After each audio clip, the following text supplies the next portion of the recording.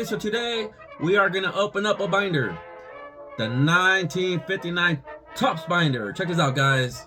This is what my binder looks like. Yes. How about the new decals? Yes, now I can finally tell what these cards are. Anyways, this right here is 52% of the set. Okay. If you guys can remember, I recently bought a baseball card collection that had a whole bunch of cards from 1959. Well, here are my nice little short stack of cards of 1959s. Okay. Now, in that collection, I believe I pulled out about 60 cards, something like that. Well, I needed 17. That's these right here. The other ones, the other 40 or so, well, they were all replacements of cards in this binder, because a lot of these cards are actually lower grade, because that's what I'm finding for my 59s, you know, if I want to be in that 30-cent range, right?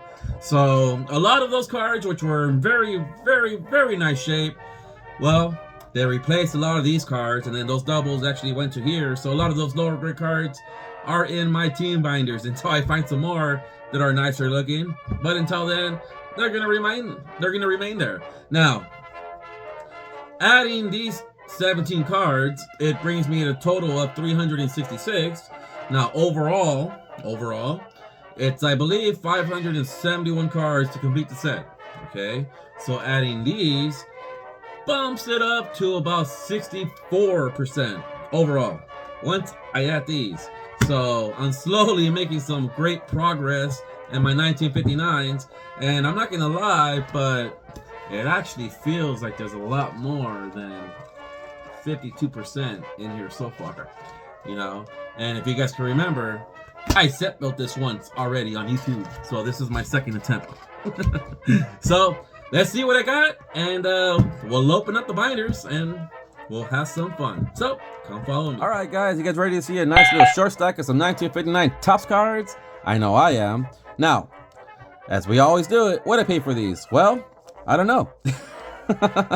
I bought a collection cards of 1,500 cards for about $200, so whatever the math is for that. Now, I do want to mention that that collection did have about 300 pre-1969s, with 60 of them being 1959s.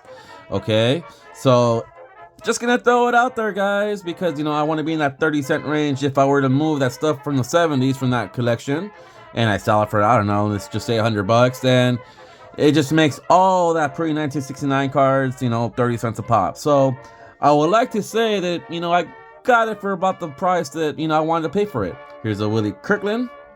Pretty crazy. I'm not gonna lie, but he kind of looks like Jim Gilliam here. Crazy. Interesting. Here's the back.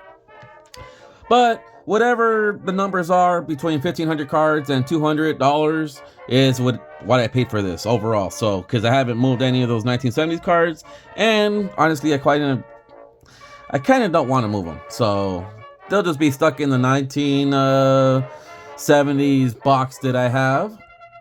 Come on, focus. Here's the Vada Pinson. But guys, these cards are super nice. Wow, love it. A lot of these cards replace cards from my 59 set. Here's the Barber, Sal Maglia, with the little funny stash right there. Or pen ink. I don't know what that is, but it looks like he has a little Hitler mustache right there, kind of. A lot of these cards from the 60 cards that I pulled out, there were 59s. A lot of them were replaced in my 59 set, so that's good. So at least a small portion of it is not lower grade. Adding these 17 cards as well. Mudcat Grant.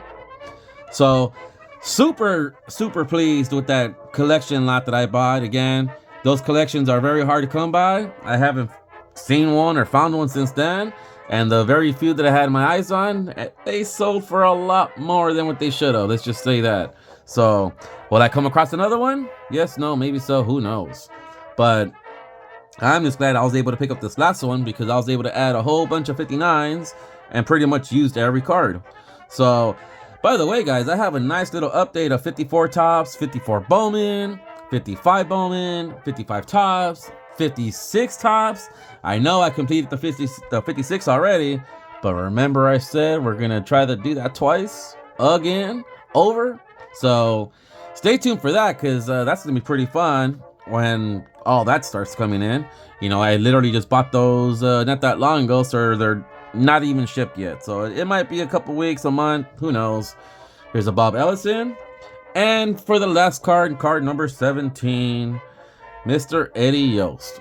Okay, well, let's open up the binders. All right, guys, I'm already at these cards in here and call it a day. So a quick little rummage. This is what I have. This is what 52% looks like so far. Pretty sweet. I can dig that. I'm hoping we can at least fill up one pocket page. Now, chances of that happening probably slim to none.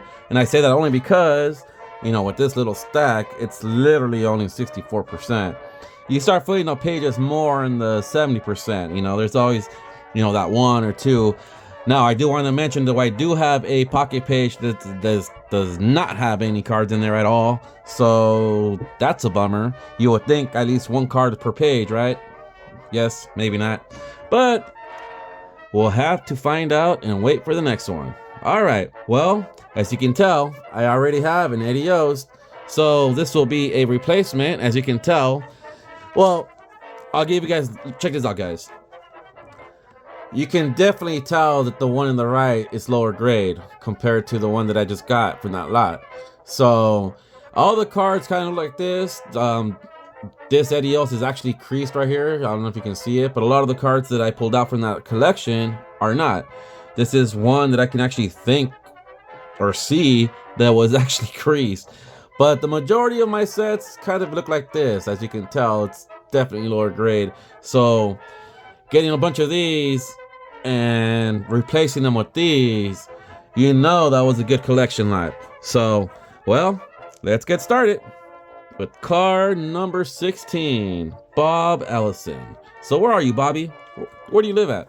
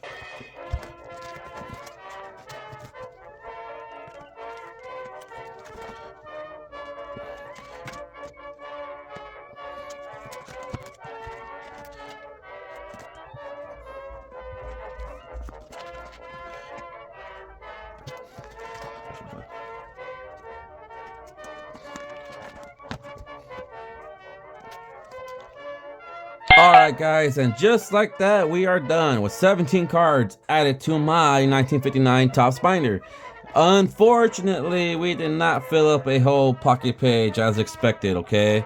However, I noticed that adding a few more of these cards per page led me to like just needed one more to complete that page. So 64% of completion, adding those 17 cards, and I'm slowly chipping away. By the way, if you guys want to see that pocket page that was empty, it's towards the end. I'll show you that real quick. I got a couple of the All-Stars. I think it's, nope, not that one. This one right here, whatever numbers these are, that's the only one that's missing. Oh, and this one, so I guess I got two of them. But that's okay. We'll wait for the next fat stack. Look at that. Aparicio, Don Newcomb. I got a few stars in here. Don Massey. Richie Ashburn. I do have a few stars. I'm trying to get some more of the bigger ones. You know, maybe a Hank Aaron or Willie Mays. Or, you know, Duke Snider. You know, trying to get some bigger names. I know the biggest card here is that Bob Gibson rookie card and the Mickey Mantle. So, yeah, that's not going to be fun when I have to re-buy that again. Again.